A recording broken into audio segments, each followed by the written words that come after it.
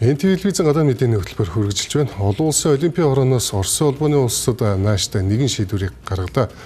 Тодорхойлбол тус улсыг 2023 онд олон улсын тэмцээнээс хассан шийдвэр гаргаад байснаа цуцалж дараагийн тэмцээнүүдэд Оросын улбаны улсын тамирчдыг оролцох эрхийг нээж өглөө.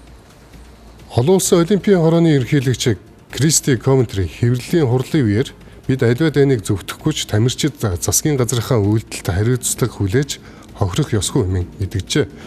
Оросын тамирчид олон улсын тэмцээн тэр дундаа олимпийн эрх олох тэмцээнүүдэд оролцох боломжтой болсон хэдий ч олон улсын олимпийн хороо тэднийг Оросын төрийн далбаа төрийн дуулалтаагаар оролцуулах хэсгээ хараахан эцэслэн шийдвэрлээг байна.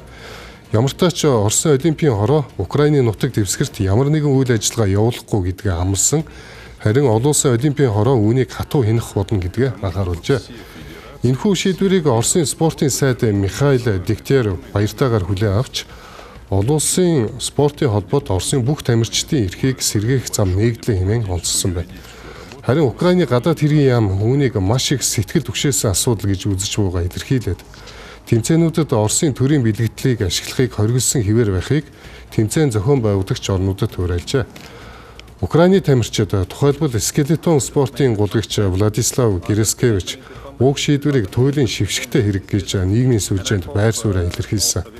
Мөн тамирчдын эрхийг хамгаалах Global Athlete болон Fair Sport байгууллагууд олимпизмын зарчмаас ухарч өөрийгөө гутаалаа хэмээн олон улсын олимпийн хороог буруутгасан байна. Хэдийгээр олон улсын олимпийн хороо ийм шийдвэр гаргасан ч Оросын тамирчид спортын бүх төрөлд бүрэн оролцох боломжтой гэж үзэх нь өрөөсгөл юм. Учир нь олон улсын хөнгөн атлетикийн холбоо зэрэг хэд хэдэн томоохон холбоод Орос болон Белорусын тамирчдыг олон улсын тэмцээнд оролцуулахгүй байх хоригоо хэвээр үлдээж байгаагаа олон улсын олимпийн хорооны мэдээлэлтэд зэрэгцэн мэдээлсэн байна.